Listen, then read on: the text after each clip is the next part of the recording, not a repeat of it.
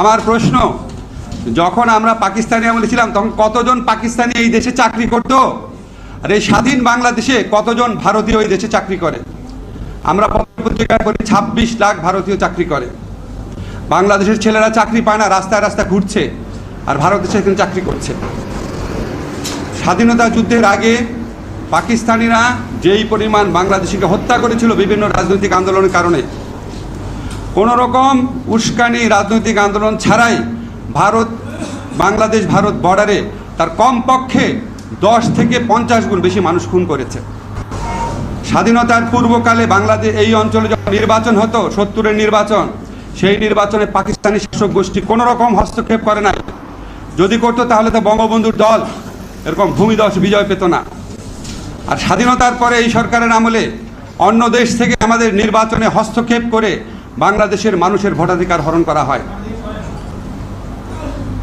আপনারা প্রতিটি ক্ষেত্রে দেখবেন আমরা পাকিস্তান আমলে পাকিস্তান দ্বারা যতটা নিষ্পেষিত হয়েছি, যতটা অত্যাচারিত হয়েছি, যতটা শোষিত হয়েছি, তার চেয়ে অনেক বেশি এই স্বাধীন দেশে বসে ভারত দ্বারা শোষিত হই, ভারত দ্বারা অত্যাচারিত হই, ভারত দ্বারা আমাদের স্বার্থ ক্ষুণ্ণ হয়। আজকে অত্যন্ত যৌক্তিক কারণে আমরা 1971 সনে পাকিস্তানের বিরুদ্ধে স্বাধীনতার ডাক দিয়েছিলাম বঙ্গবন্ধুর নেতৃত্বে, এবং অত্যন্ত যৌক্তিক কারণে আজকে ভারতের বিরুদ্ধে আমাদের স্বাধীনতার ডাক দিতে হবে, ভারতের বিরুদ্ধে আমাদের সার্বভৌমত্বের ডাক দিতে হবে। এটা শুধুমাত্র নদীর দখলদারিত্ব না, সমস্ত কিছুর ক্ষেত্রে ভারত যেভাবে আমাদের উপর একটা সাম্রাজ্যবাদী একটা আগ্রাসনের থাবা বিস্তার করে আছে তাদের এই তাবেদার সরকারের মাধ্যমে, সেটার বিরুদ্ধে আমাদের সবাইকে সোচ্চার হতে হবে। আজকে প্রসঙ্গক্রমে বলি, আপনারা দেখবেন কিছু হলেই আমার খুব এটা ফানি লাগে, কিছু হলেই সরকারের পক্ষ থেকে জিয়াউর রহমান দায়ী, সমস্ত কিছুর জন্য জিয়াউর রহমান দায়ী। তখন আমার কাছে মনে হয় জিয়াউর রহমান আসলে তাদের কাছে একটা আয়নার মতো, যে আয়নার দিকে তাকালে তারা দেখতে পারে তারা আসলে কত ছোট, কত কুৎসিত, দেশের স্বার্থ রক্ষায় কত ব্যর্থ। এটা হচ্ছে জাস্ট ফারাক্কা ব্যারেজ উদাহরণ থেকে বললাম, এরকম আরও বহু উদাহরণ আছে, এটা আলোচনার মূল বিষয় না এখন। তাই আমার শুধু একটা জিনিস মনে হয়, আমাদের রাজনৈতিক নেতৃত্বের মধ্যে আমরা যখন বিভিন্ন কারণে হতাশ হয়ে যাই, আমরা যখন বিভিন্ন কারণে হতোদ্যম হয়ে যাই, তখন এই ফারাক্কা মার্চের মতো ঘটনা দেখিয়ে দেয় যে আমাদের হতাশ হওয়ার কিছু নাই। আমরা যদি ঐক্যবদ্ধ হতে পারি, আমরা যদি দৃঢ় প্রতিজ্ঞ হতে পারি, আমরা যদি নিজের দেশপ্রেমের প্রশ্নে যদি সোচ্চার হতে পারি, আমরা ফারাক্কা মার্চের মতো বহু ঘটনা বাংলাদেশের জীবন ঘটাতে পারবো। সেই দিনের অপেক্ষা আমরা থাকবো।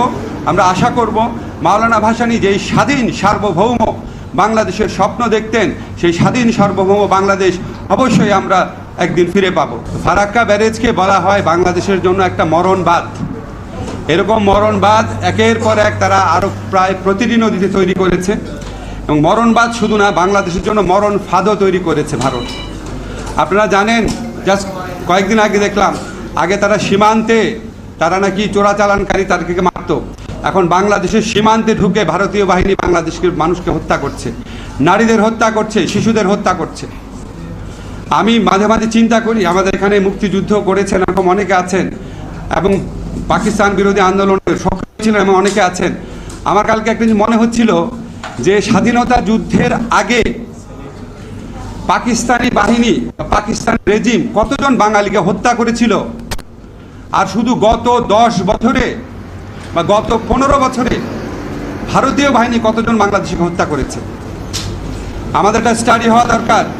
আমার ধারণা, আমি যতটুকু ধারণা করতে পারি, স্বাধীনতা যুদ্ধের আগে পাকিস্তানিরা যেই পরিমাণ বাংলাদেশিকে হত্যা করেছিল বিভিন্ন রাজনৈতিক আন্দোলনের কারণে, কোনো রকম উস্কানি রাজনৈতিক আন্দোলন ছাড়াই বাংলাদেশ ভারত বর্ডারে তার কমপক্ষে 10 থেকে 50 গুণ বেশি মানুষ খুন করেছে।